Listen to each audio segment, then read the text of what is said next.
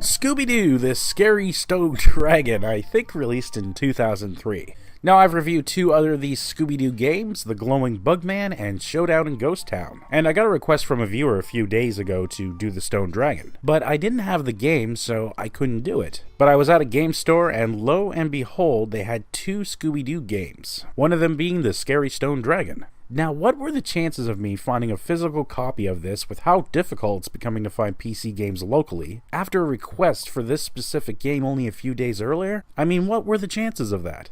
A really great thing about the PC Scooby-Doo games is it feels like you're really interacting in a Scooby-Doo cartoon mystery. In this episode, Scooby and Shaggy are eating Chinese food, and after opening a fortune cookie, they win a trip to China. But Mike, what did we win?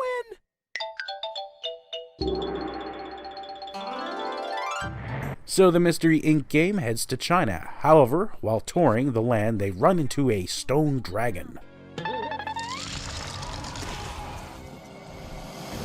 Phew, sure is hot around here. Dragon! Zoinks! Now, if you're familiar with the Scooby-Doo franchise, usually the monster or ghosts are some guy in a costume. So how this dragon costume can fly is completely beyond me. And of course, at the end, they're not going to explain how this thing could fly. Of course not, they wouldn't. Why? So this is a point-and-click style adventure. You'll search the area and look for clues. You'll meet various people while playing who are all possible suspects of being the Stone Dragon. So gather the clues and solve the mystery. Each area to explore plays out with the classic Scooby-Doo cartoon humor. We'll take 15 bowls of the noodle of the day. Good point. Better make it 16. Some areas Scooby and Shaggy won't go to unless you give them a Scooby snack. To build up Scooby snacks, you have to send Scooby up this giant tower and go through some doors that lead to other parts of the tower, and then make your way to the exit. However, there's really no fail state to this game, so it's kinda pointless to even have it. But you'll probably only have to play it once, so really it's not that bad.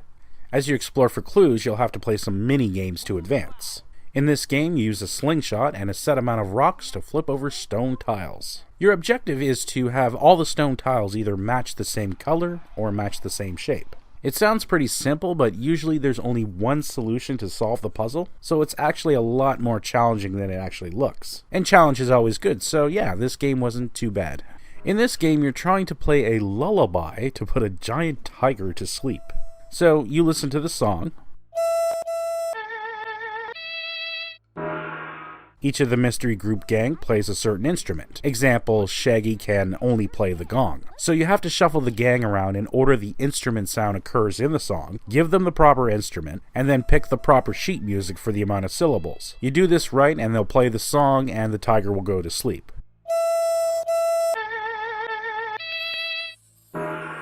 So even though the music they play is absolutely dreadful, it was a pretty cool concept of a game.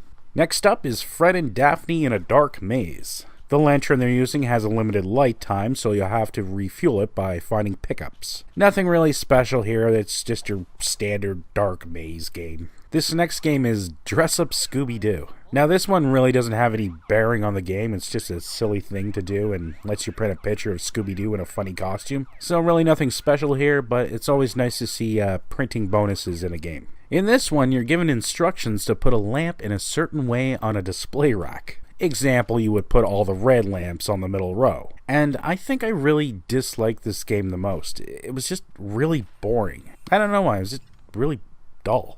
And finally, a cooking game with Shaggy and Scooby. You're given a list of ingredients and an amount to put in the cooking pan.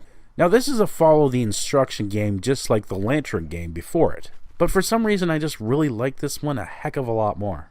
I don't know if it was just the food theme or the addition of the measuring cups that made it funner. I'm not too sure why I liked it, but yeah, it was a much more enjoyable instruction game than the other one. So after playing the minigames, you take the clues you gathered and compare it to the information of each of the suspects. And through the process of elimination, you try to match the clues to that person. Afterwards, the classic Scooby-Doo unmasking happens and you find out who the Stone Dragon really is. And although I only played this game once, I'm pretty sure the suspect changes every time. Now comparing this game to the other two Scooby-Doo games I reviewed, this one I found the easiest and the least enjoyable. But I think it was easy though just because of dumb luck. I just happened to go the right way in this game, so I got through it fairly quickly. I don't think I enjoyed this much as the other ones, just because basically it's the same game as the other two. I've already seen this before, so it's just not new to me or as exciting as it was the first 2 times. But just like the other 2 games, it's got a few fun mini-games, some funny moments, and it's completely true to the cartoon series. So, it is an alright game, and definitely any Scooby-Doo fan should check it out. It's not a bad game, it's just nothing I haven't seen already. So there you have it, Scooby-Doo the Scary Stone Dragon. Thanks for watching.